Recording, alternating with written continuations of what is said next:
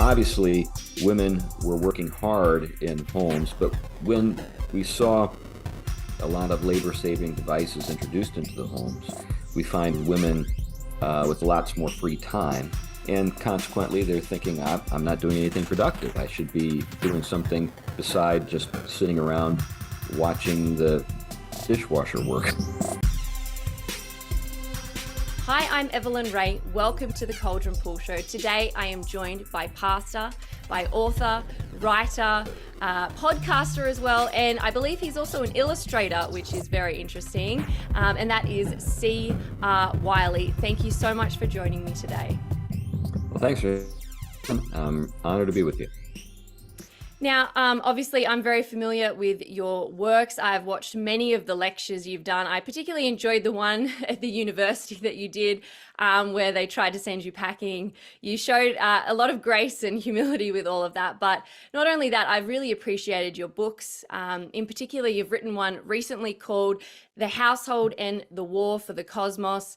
And I think that all of your books and all your lectures and the things that you speak about are so important for the Christian living today in the world that we are living in.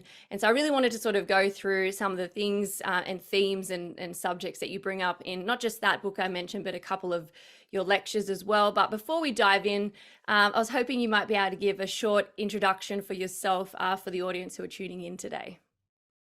Yeah, well, I'm glad to. As you noted, I'm a pastor and a writer. I've done a number of things in the course of my life. I was a college professor for a while, taught philosophy, and I've been a real estate investor and have done that since the early 1990s. Been involved in construction. I was a home improvement contractor for a while and actually worked my way through my first graduate program as a framer and kind of a deck builder with a bunch of other guys. So I guess I've got kind of a blue-collar sensibility. I lived in Cambridge, Massachusetts, right between Harvard and MIT for about a decade. I've been married for about 30 plus years, got 3 grown kids, 2 granddaughters, and well, I guess that's pretty much it. Written some books. Some very good books, I might add. Do you want me to go into anything in particular, maybe that you thought maybe it'd be good for folks to know about? And, you know, I could talk about my childhood or anything you want me to talk about. Yeah, no, I'm happy for you to sort of talk about whatever you're comfortable with, but you know, I'm really sort of interested, I guess, in what sort of motivated you and sort of led you to feeling, I'm not sure, maybe a need to sort of write the books that you have. I found some really interesting ones. You did one based on, you know, character in Tolkien's stories, which was incredibly fascinating. I'm happy for you if you'd like to sort of discuss some of the titles of your book and maybe what motivated you to sort of write about them at the time. Well, I think a theme that runs through a lot of the things I write is the household. And I come from kind of an odd background. My father was an academic, and my mother was into the arts world, the arts scene. And this was in the late 60s, early 70s, kind of the me generation. And, you know, one of the things that characterized the me generation is that everybody was looking for themselves, and they had this deep conviction that in order to find yourself, you had to abandon all of your responsibilities. So you just kind of like went out and like, you know, turned your back on your family and that kind of thing. And so that was an age with just a lot of crazy things going on like that. But that was my own kind of story as a kid. My were Scientologist, and it's another kind of weird to it all. But about the time I was 11 years old, I was on my own, even before that, really, and was awarded the state. And because of those in my childhood and teenage years, I thought to a household with my wife that I better do a little thinking about it. Didn't necessarily have any, you know, firsthand experience of watching a father in action on a day-to-day basis.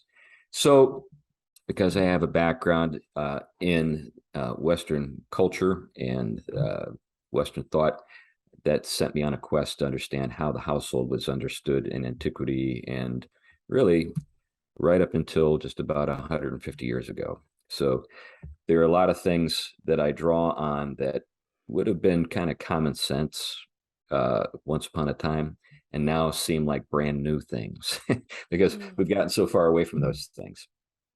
How do you think? So you said the last 150 years is sort of when you think, when you see the big changes, and I guess the drifting from what would usually be seen as common sense. Why do you think it's happened so fast after so many years of it being one way? What do you think was the catalyst of, I guess, the trajectory? And I guess the next question would be, what was it that caused us to shift our way of thinking about the household? Well, there were kind of a range of things that amounted to a perfect storm, you could say. There were developments intellectually in our culture, in philosophy, in political thought, and so forth. But there were also things that were going on in our economic life that really incentivized breaking up households. And I'm thinking in particular the Industrial Revolution. Now, I'm not a Luddite. I'm not like against the things that we enjoy because of, you know, the ways we go about making things today. There's certainly things that we have today that we wouldn't have had any other way. You know, antibiotics and air conditioning and automobiles and all that kind of stuff. And I like that stuff, and I'd like to keep all that stuff. But in order for, particularly in the early phases of industrialization, in order for the work to get done, people had to go to where the work was being done. And it meant breaking up households, which up until, just like I said, about 150 years ago, every household was understood to be a productive economy. It was really a partnership between a man and a woman to create a productive enterprise that included being fruitful in every way. Obviously, there's children, but that was just part of the story. So one of the reasons why we have joint tenancy, where we say that husbands and wives own things in common, is because they're one flesh. They've become a single entity, or through the institution of marriage. And because they share all things in common, it's a common wealth, it's a common work, it's a common outlook, common future, common children, common property. They have all these things in common, and they work together to, like I noted, be fruitful and see their work prosper. And with the Industrial Revolution, initially everybody left home. This is one of the things that is sort of the untold story of the history of feminism. The very first phase, the women and the children, along with the husbands and the fathers, went into the factories. And so we have, these images of children in these horrific environments, surrounded by these monstrous machines. And we see, for example, in West Virginia, in the United States, not far from where I used to live in Western Pennsylvania, the boys, when they got to be about 8 years old, would go into the mines with their fathers.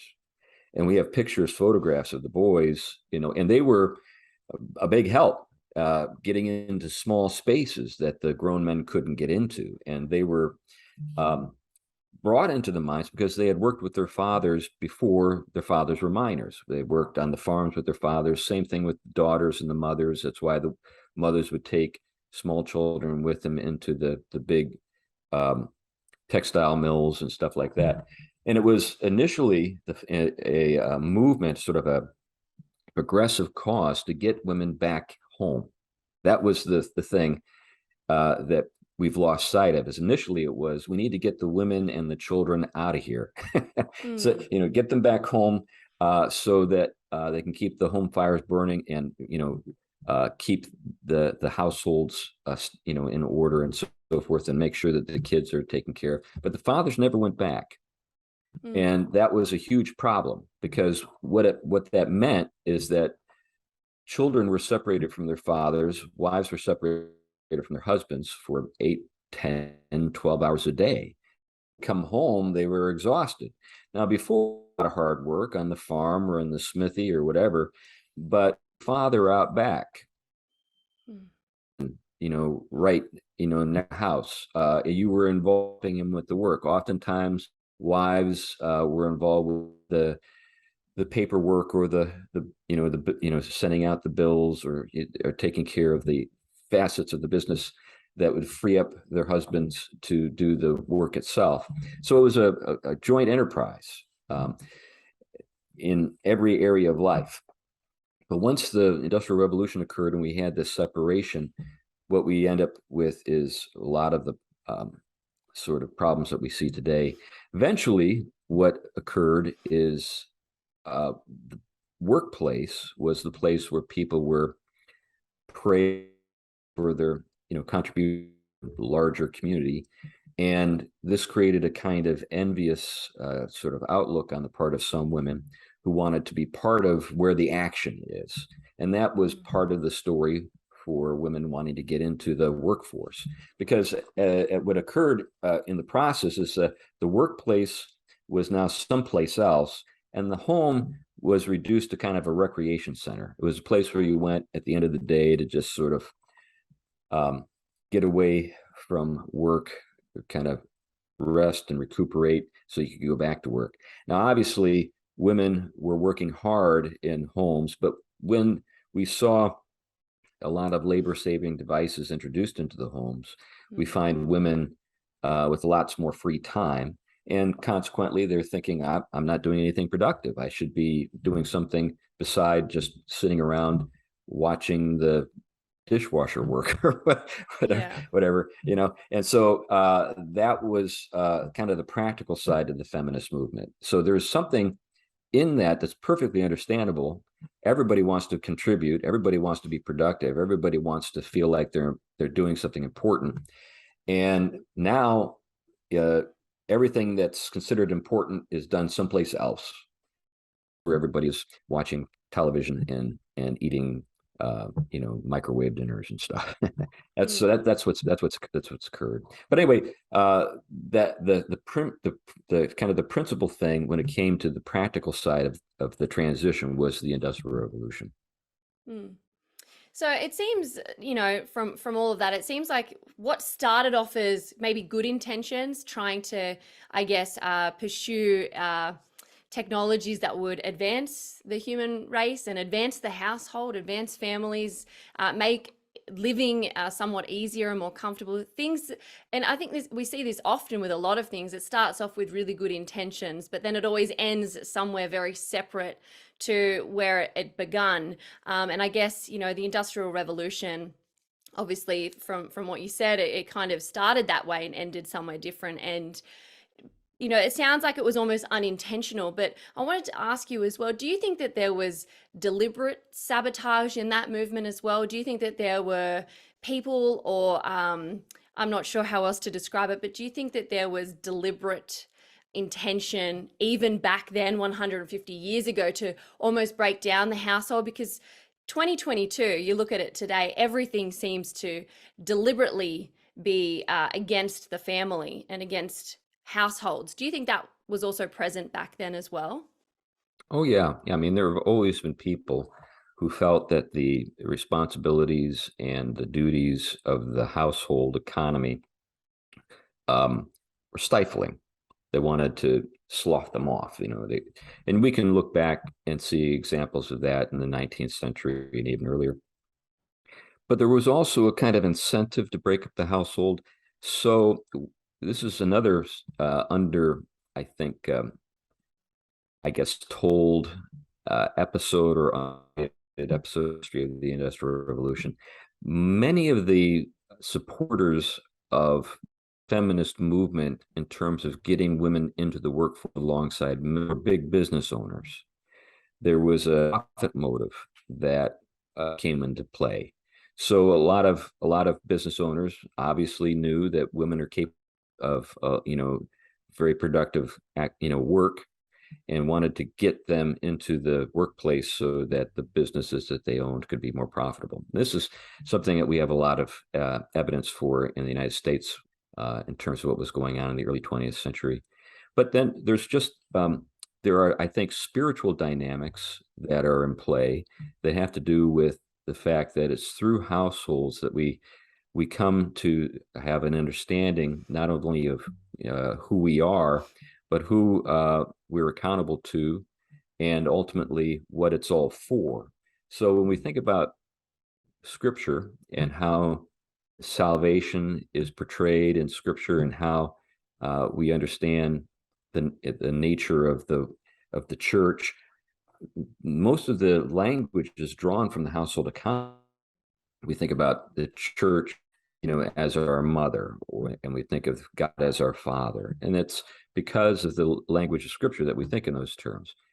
Christ is the only begotten Son of God. It's, again, household language. So if we want to undermine the biblical sort of the message of Scripture with regard to the nature of salvation, if you can compromise the integrity of the household, that helps to do that. Mm. Absolutely. And, the book that you wrote about the household and the war for the cosmos, like you go through a lot of these sorts of ideas and themes, and, you sort of discuss particularly work and things and what that means for the home. And I found it really interesting because while I agree with the things that you've said, I hadn't ever seen it articulated sort of the way that you had. And I don't think it's something that is necessarily really discussed very often. I think we're very, I guess you could say, normalized to the idea of work always just being out of the home. And, like you mentioned, fathers get up first thing in the morning, and they're gone by, breakfast, and they're not home till dinner or maybe even after dinner. And, the more that I sort of look at it, the more it actually makes me sad because, you only need to look at the statistics of fatherless homes to sort of realize just how important the role of a father is. I think it's something like over 70% of all youth suicides come from a fatherless home. I think it's something like over 70% of all high school dropouts come from fatherless homes. Over 85% of all substance abuse in youths come from fatherless homes, and they're statistics from the US Department of Justice. They're there for everybody to see, and it just highlights how important the role of a father is. And I guess you could look at fatherless homes in many different ways. Like, what makes a home a fatherless home? Is it literally just the complete absence of a father, or is it the absence of a father for 80% of the time, which is interesting. But I wanted to sort of get your thoughts on I guess what the biblical view of a household is, and how you think as Christians we can achieve that in a world where it seems like very difficult to sort of attain those things. Yeah, well, I think all your observations about the absence of fathers are really important to keep in mind. That's a dimension to this that the sociologists have given us plenty of data to justify many of the things that we have convictions about. With regard to a biblical understanding of household, there are a couple of things that I tend to point to. One is the very word economy. So the word economy literally means house law. It's a Greek compound word, oikos nomos, oikos for house and nomos for law. And what you have in a household is an authority structure that's oriented toward productive activity. Couple that with the passages in Ephesians and Colossians that no one wants to read, the household codes. You get a sense of what the sort of the idea. One of the reasons why no one reads the household codes is because no one knows what households are for. So if you were to say go to work for a new employer, and the employer was to say to you, well, I'm not really in charge. You just do what you want to do around here. If you want to just kind of play video games while you're on your workstation, no problem with me. Or if you had the sort of the attitude or the disposition that kind of reflected a defiance and an unwillingness to follow directions from your employer, you would be fired.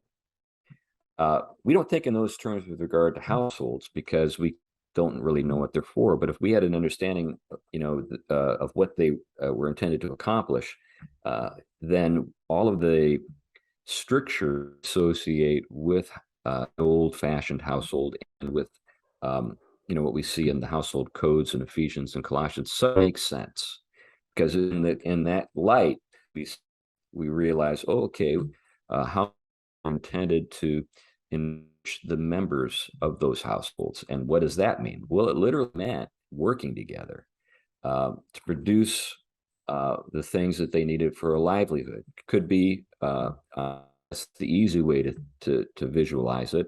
And in an environment like that, everybody from the time they walk is working.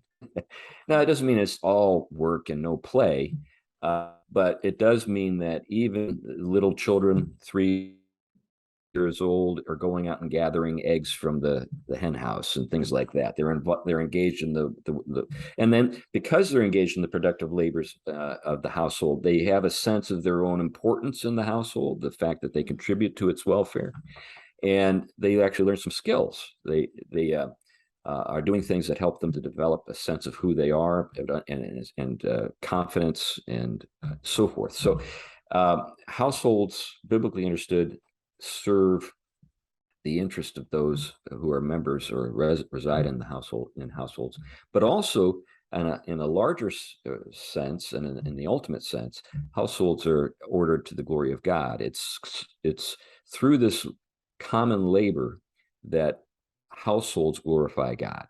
And this is how we can see or understand what Paul is getting at when he describes the household and assigns various roles to the members. And he ties in each case the task of that person to some theological point.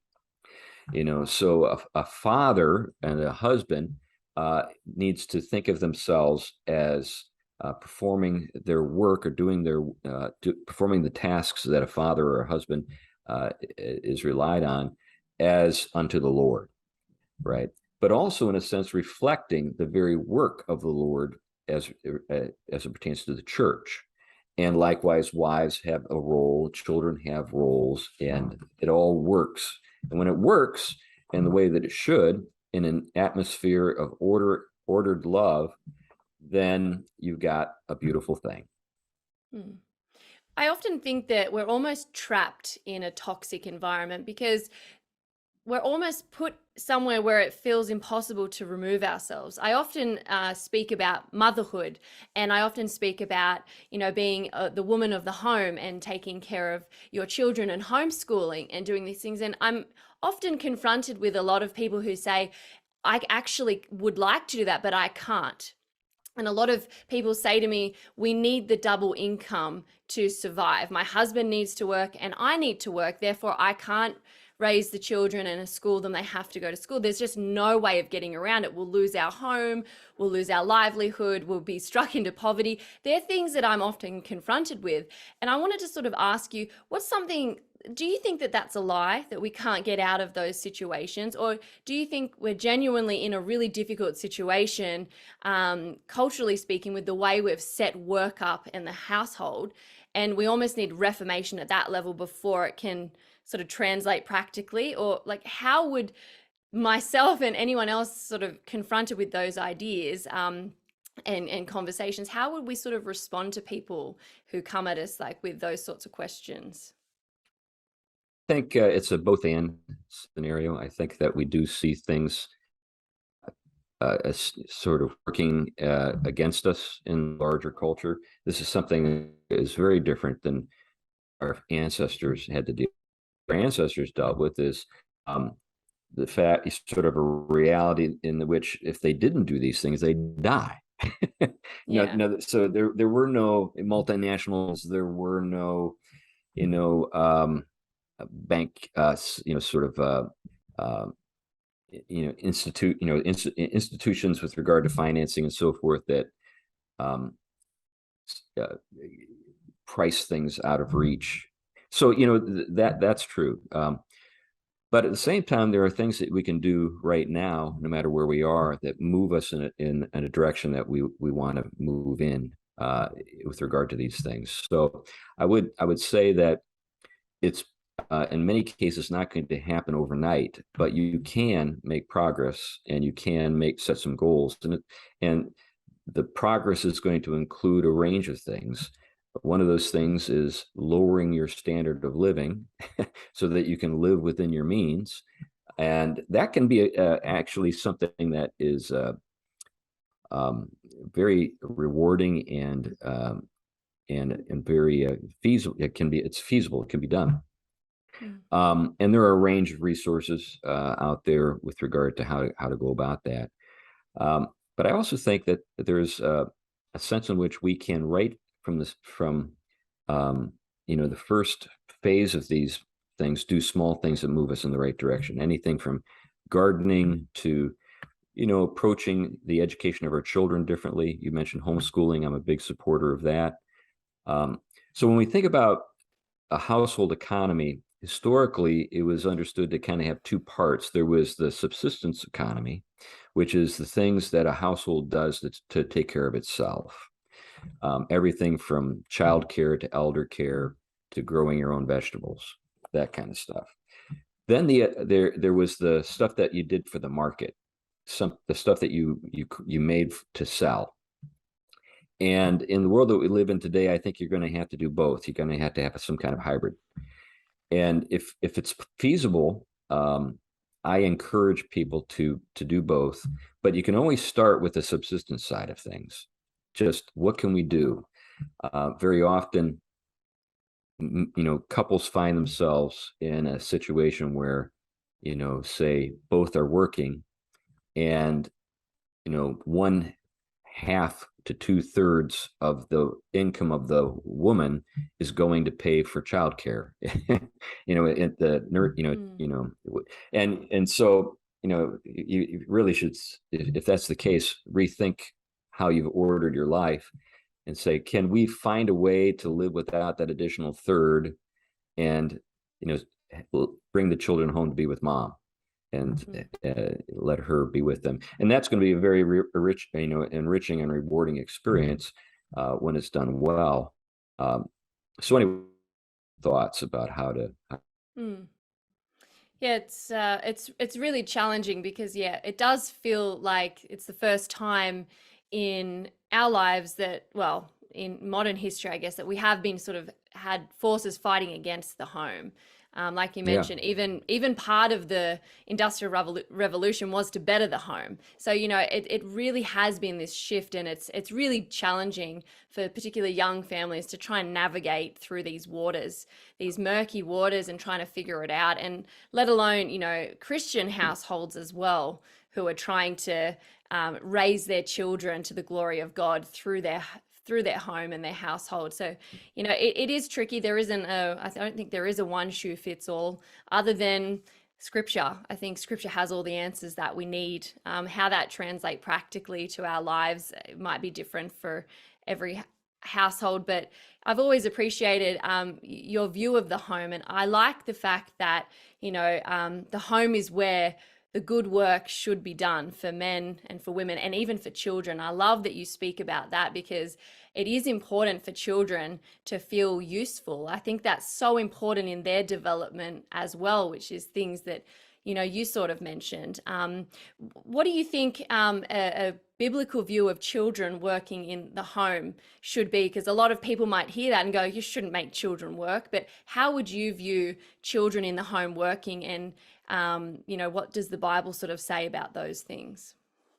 Well, I think a couple of things come to mind right away. One is that I've done it. My kids are grown, and they seem to be doing okay. Yeah. So it didn't damage them too bad. But what I think it does is it instills a sense of personal responsibility early in life. They can see that what they do makes a difference, and it really does help. And that's really important in the terms of the formation of a child's self-concept. Now, I'm not a psychologist, but I do know that kids who don't do anything useful feel worth less. And Mm. kids who do things that are useful feel like they've got value. So if you can get your kids involved, that's great. So in our case, my wife taught piano for years from home. So the kids, when they were being homeschooled by their mom, would see her engaged in this work, and they were often put to work in terms of helping her with her work. So, for example, recitals are a big deal for my wife. So she has 30 to 40 students at any given time, and recital for her with all kinds of do to make it to pull it off. So the kids, they also students, so they had too. But I also used to work different ways.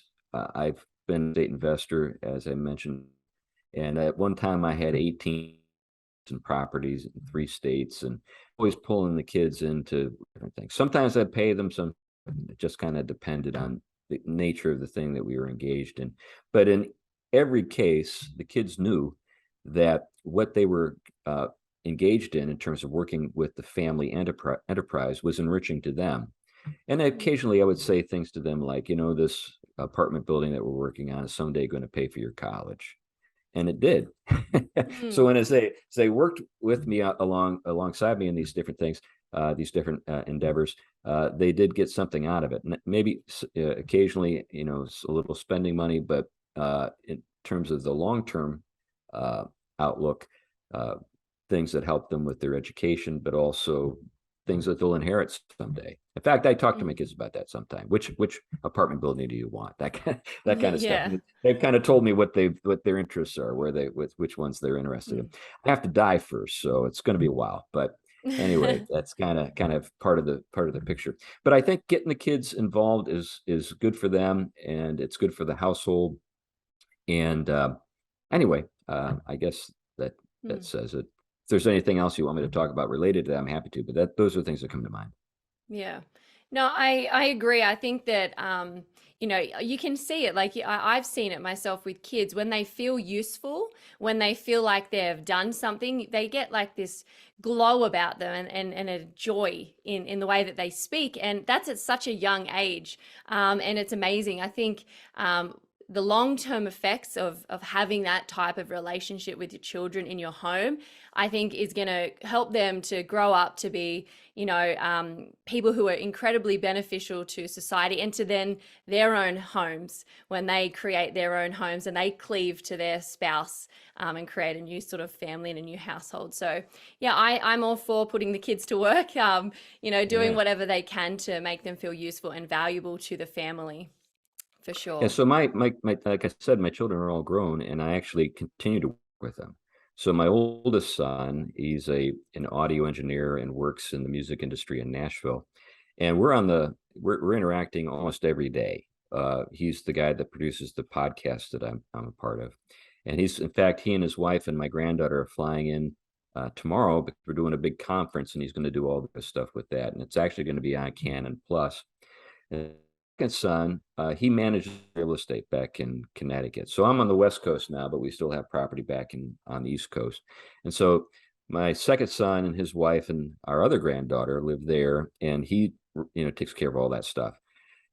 So and I'm interacting with him on a weekly basis. So the family enterprises give us an excuse to talk to each other, Hmm. interact with each other on an ongoing basis. And they're both very gifted. My daughter as well. They all work with their hands. They're all intellectuals at the same time. So like my second son, he's a welder, works for United Steel in Hartford, and he takes like Dostoevsky with him to work. Yeah. Reason on his lunch break, so they're bright and they're good with their hands, and that's Mm. a combination I think is really really great to see.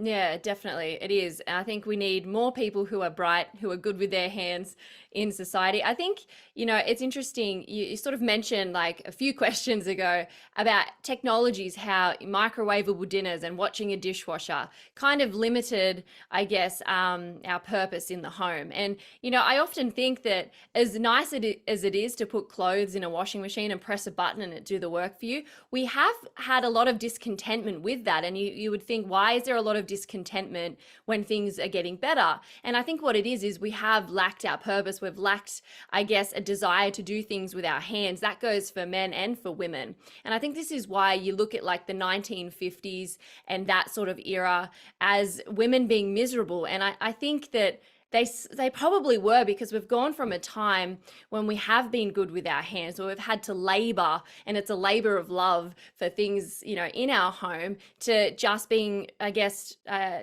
regressed back to something that just pushes a button. And I think that as good as technology is, we have somewhat lost something as well with that, the double-edged sword type thing. And so it is, I think it, going back to the home, working from the home, having the economy in the home, you do have to be a little bit more hands-on, which is sanctifying in a way. And Yeah. Yeah, and yeah. and related to this, women particularly had a lot of social interaction around work. Women would do things together that were very tedious and not very fun, Mm, but they would do them with other women. So the yeah. women would be together and they'd be interacting a lot. This still happens, of course, in some parts of the world, but we have to find ways to recover the best of what we lost without necessarily um, getting crazy about it and bringing Mm, back the worst parts of it too. yeah. If we can have like a win-win situation, that's the thing to strive for. So if we can have uh, productive activities, women are getting together and enjoying social in the social interactions that result from that, something we should be striving for. Mm, So this is the dimension of this whole thing is the kind of the myth. We can figure out how to retain the best of the things that we've been able to create through the Industrial Revolution, same time recovering the things we lost. mm. That's what I think we should be striving for. Yeah, I think so as well. I think that's the answer. That's the solution, because it's something that I've felt really lacking in my life, like personally, is that community that you mentioned with women around each other. I feel very much alone in my life. I've gone from 12 years of law enforcement as a detective, very intense sort of job where I did feel very useful in that role. I was locking up pedophiles. I was going into prisons and locking and getting confessions from murderers. I was doing all these things. And then I've gone from that to feeling when I resigned that what do I do? Where am I? And I had no one around me. No, there were no other women in my life who were at that stage of life as me, where they were done with work. All you wanted was to be a wife and a mother, and there was just no one around me. And my mother worked full time, so I didn't have her around me. I had nobody, and it was a very lonely feeling. It was a bit sad, and I think all of these things are working against us. And I would love to have a community and women around each other. And I think Doug Wilson, and I see like his daughters and the community they've formed over Oh in yeah. their church, and I look at that and my heart like grieves for something like that over here. And I'm at a stage now where I live on a farm. I run a farm. There's over 500 cattle here, over Oh like wow. 30 chickens, and I'm very active with my hands now. It's very different work to policing, but I'm doing that, and it's the first time since I've resigned from the police where I feel genuinely content with Yeah, with great. life and with the home life, and with how, and it's really nice. And it was just going back to simple things like collecting eggs from the chicken and cleaning out their chicken coop.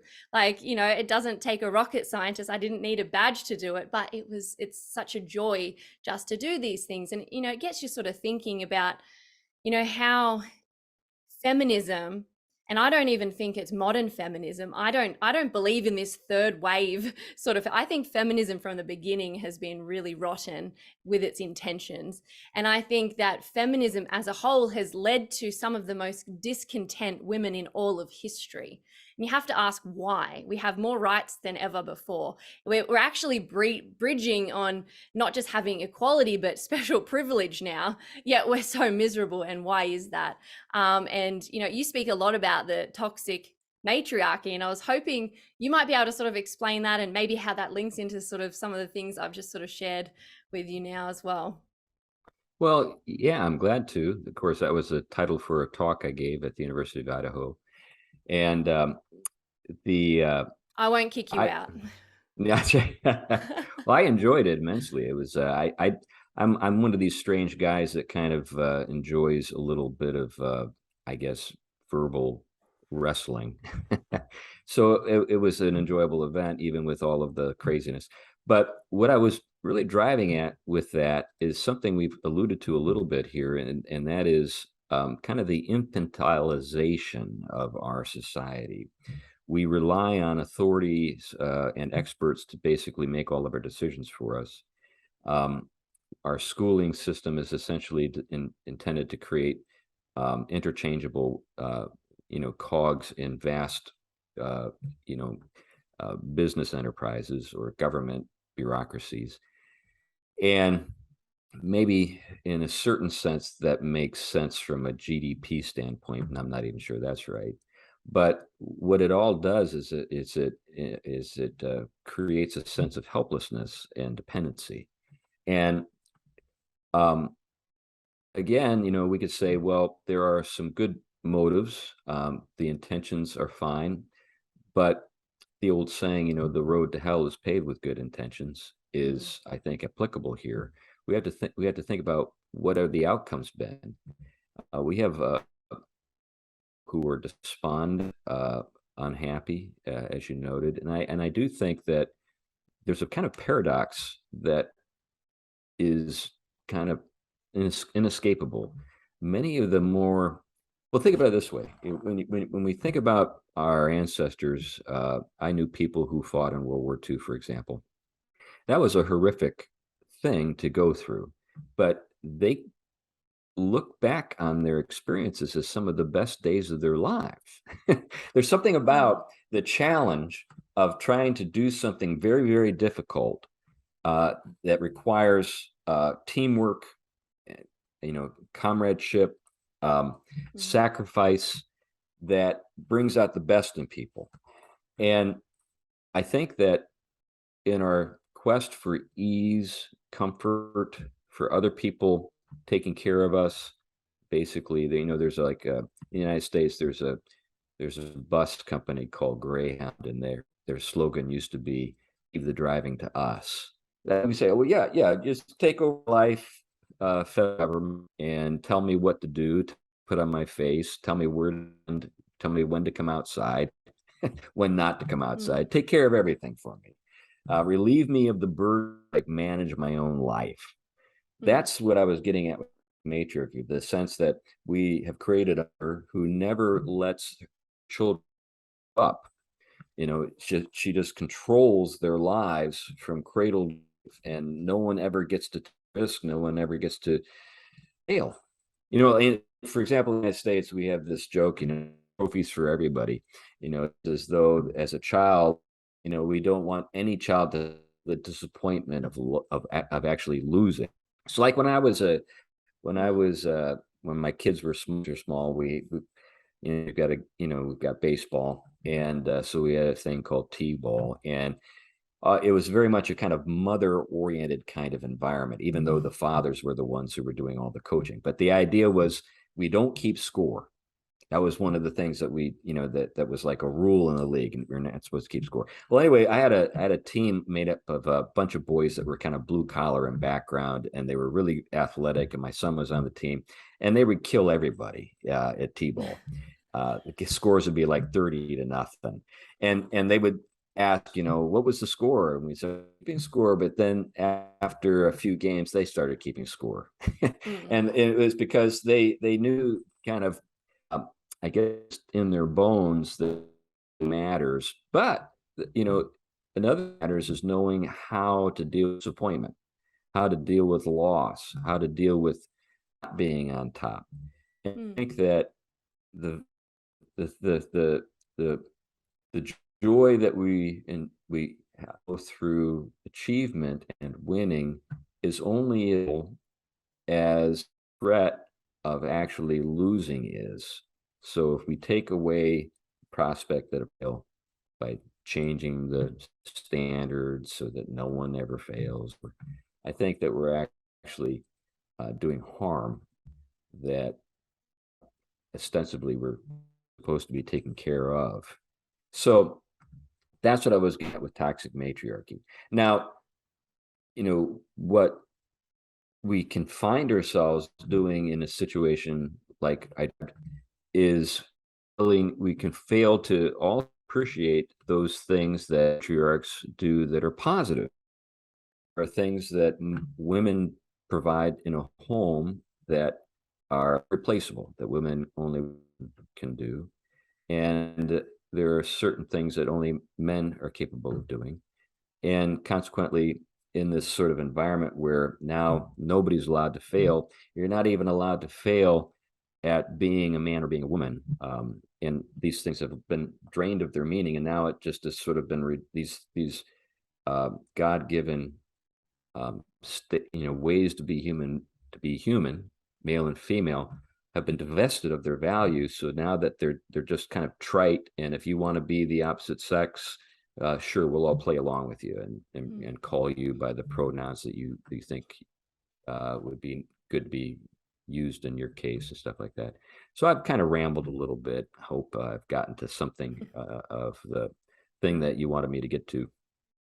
Yeah, I think that, the idea of being an 11th place winner, you get those That's right. ribbons like Right, 11th right, place winners is, and kids bring them right. home from school. And I think we're seeing the rotten fruits of that type of, upbringing and raising of our kids, because look at all the adults that are having tantrums on the Yeah, streets when they don't get their way. You have people gluing themselves to sidewalks and, like all these ridiculous things. And it's almost like, they're the 11th place winners in society. Like that's kind of, I guess, what that sort of toxic culture is sort of festered into our adolescent children and young adults. And so, yeah, I think you're right. There is definitely good in disappointment. And I guess it builds right. character and, helps you sort of navigate the bigger things in life, especially as you get older and you do have a family and a home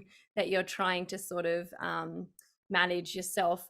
And I wanted to sort of talk, you speak about, you have another book, we've spoken a little bit about some ideas that you spoke about in your book about the cosmos and things, but you wrote another book about man of the house, which was also incredibly good. And I think all men should probably get a copy of this book, and all families. It's something really important for Christians in particular to understand. But I'd love to get your thoughts on what the man's role is in a family, and with his work, and I guess how as Christians we can try to help our men in society to become those roles for us. Yeah, I think it is something that I noted a little while back, that a household is a productive enterprise, and that whenever you have a productive enterprise, need to have people feel certain for the enterprise to do what it's intended to do. So, with regard to households, you need to have someone who leads and governs. You don't need that. Then what are you in charge of? The remote control, what we're having for dinner, that kind of thing. But if you have something in mind that is vicious, then you need authority, and it needs to be exercised properly. So a father fills that role in a household. One of the things we earlier you brought up, and I think it's a very, very good point, is that it seems as though the economy is structured that we're almost sort of forced into a dual income situation in households. But one of the books that really was a fascinating read for me years ago was entitled "The Millionaire Next Door," and it was essentially a sociological analysis of self-made millionaires. And it was uh, written by a couple of social scientists in the United States. I think the names were Stanley and Danko were the two authors. But what they noted is that in these households, um, about 97% of self-millionaires in the United States are male, but they also happen to be men with lots of kids. And that was one of the things that they had assumed that to become a millionaire, you needed to be a person with a lot of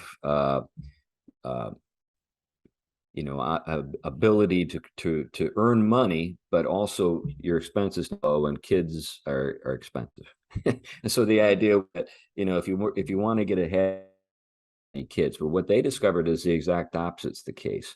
When a man has a number of kids and he's responsible for making certain that things that they need, he spends a lot about it and creative.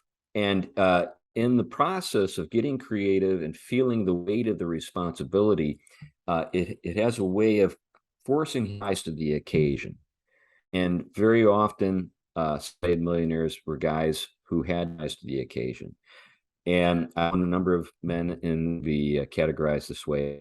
In each case, yeah, there thrill to the work and a desire to excel, but the thing that really drives these guys and drives the guys that I know is they care about their lives and their children, and they create wealth that they feel like they need to be able to provide for them.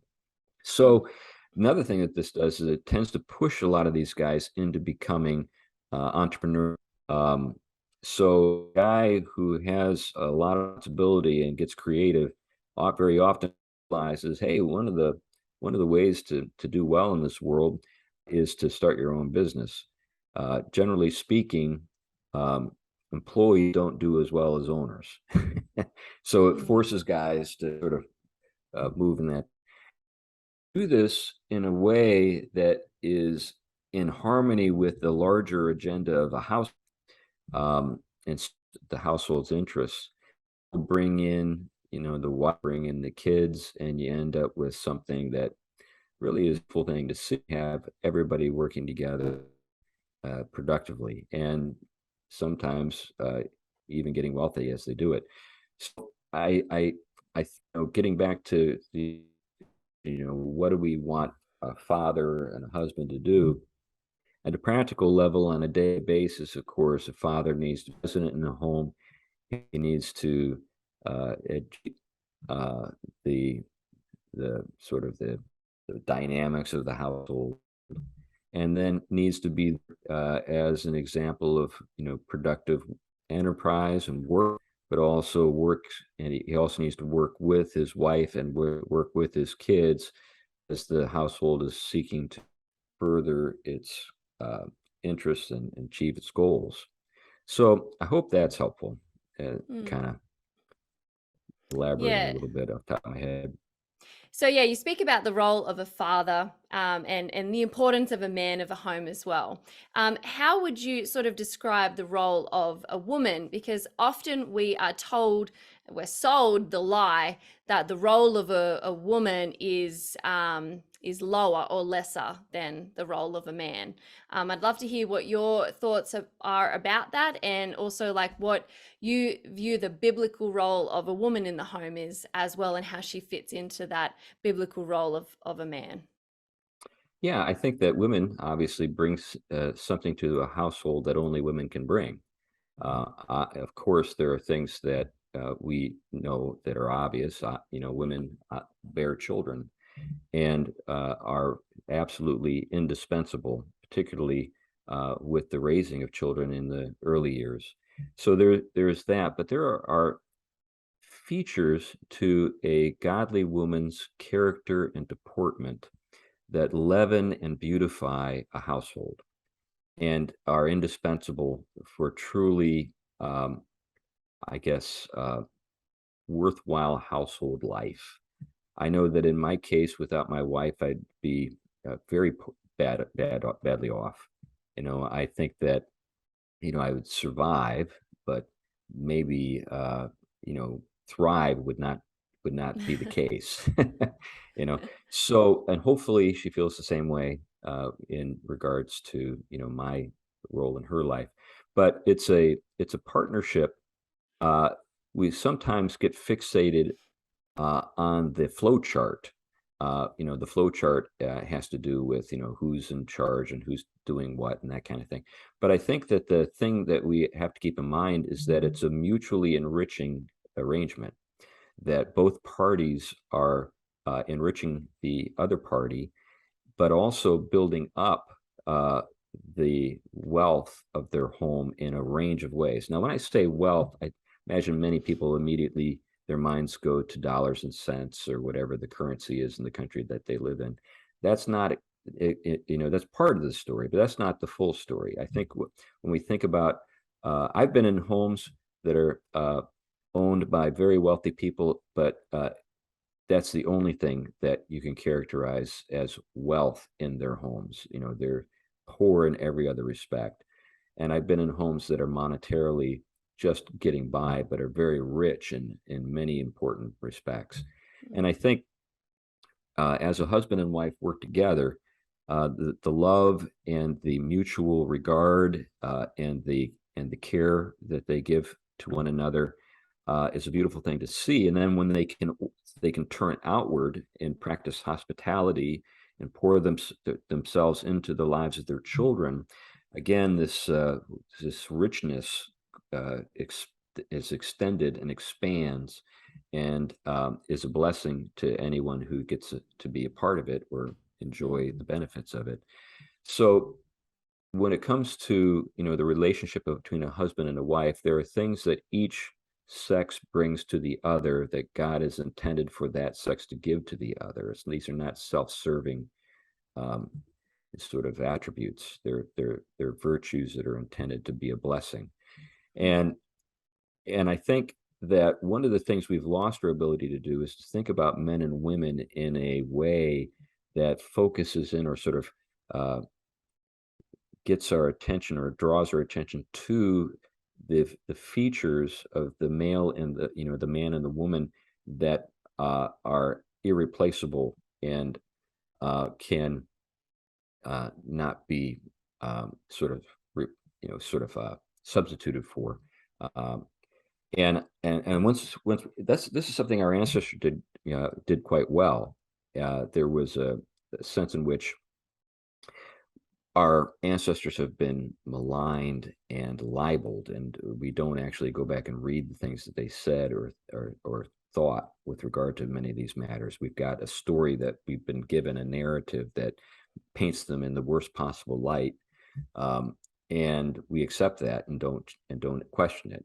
But if you were to go back, for example, one of the writers who influenced my thinking is Xenophon from the 5th century BC, who was a student of Socrates. He wrote a book called Oikonomicon, which was about household management in the ancient world, and it was kind of like a bestseller. But if you read it and you hear what he has to say about his wife, you would not be able to say he treated her poorly. You would not be able to say he treated her like a slave. You would say he actually had a high regard for her and thought she was absolutely essential to the welfare of their home. And there are many places in the dialogue and where that's evident. But that's just one example. I think there are many others. Yeah, I haven't actually read that, but I'm interested now to sort of get my hands on that, and see what, people back then were saying about the household in comparison, and just sort of compare it to where we are today, I guess. But we're sort of coming up on that hour, but I wanted to sort of finish on the idea of the title of your book, The Household and the War for the Cosmos.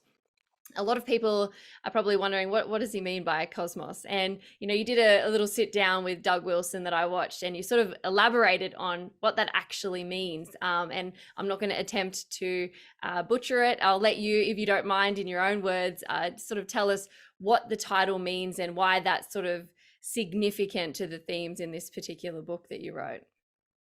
Well, the word cosmos brings to mind the outer space and science fiction stuff today, but that's not what would have come to mind in antiquity. So it's a word that is Greek, and it's a word that is sometimes translated in the New Testament as world, but it just meant order. So a cosmos is an ordered whole, and the cosmos, according to our ancestors, was a place that was ordered, and it was ordered by, if you were a pagan and believed in multiple deities, it was ordered by the gods. As a Christian, you would say it was ordered by God, and it was ordered through Jesus Christ, the Son of God, and toward to serve certain ends that glorify God. But the thing that both pagans and Christians had in common was this sense that the cosmos was this ordered whole.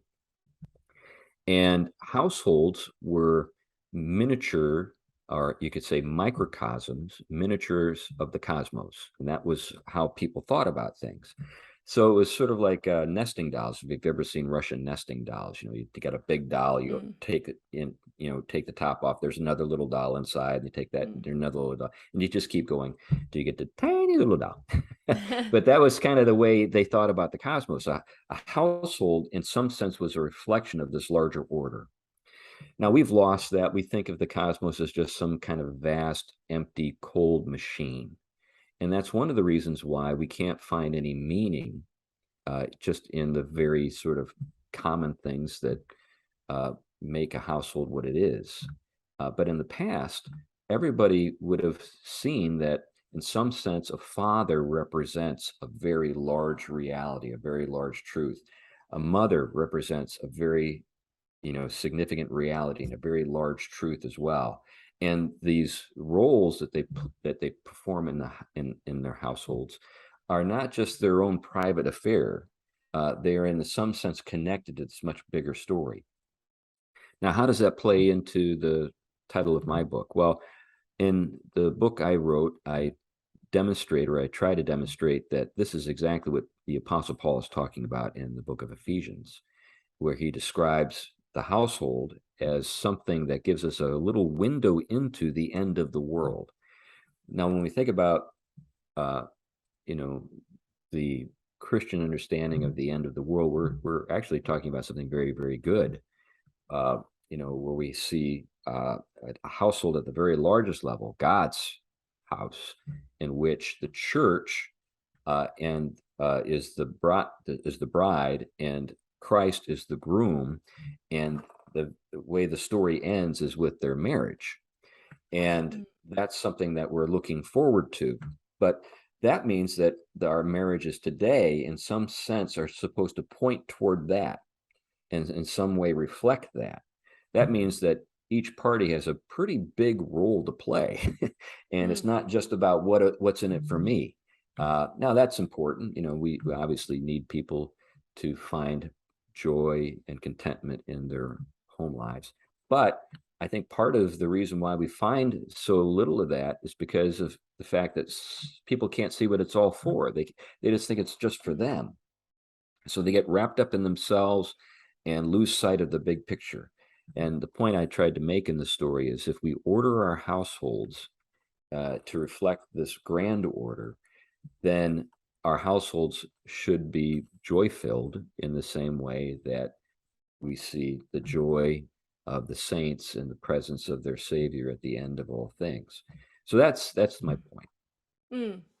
Yeah, I did like how you did that, and I had a little laugh when you and Doug were talking about, cosmos, the order of things, cosmetics and things in Oh real order, yeah, right, people's faces and things like that.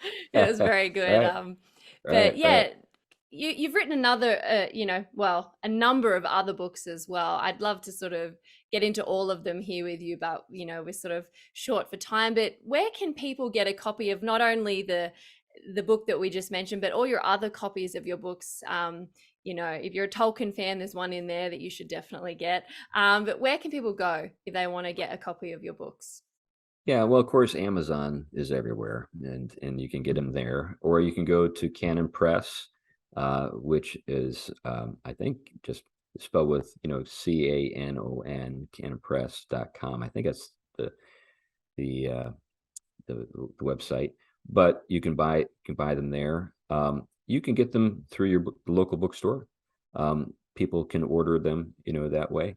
So if you just want to see the things I've written, you can go to my author website, crwiley.com, and stuff, is there. There are some reviews that I've posted there of the books I've written and interviews that have been conducted, I've been part of, and so forth. So I guess that's the best I can do in terms of giving you direction. I do know that you can get them in Australia because people have written me from Australia and said that they've, been able to get them. So they're there. Yes. I do know my there's a bookshop over here called Reformers Bookshop, and I love them because they actually read the books before they put it on their shelves. They don't just Oh, get, nice.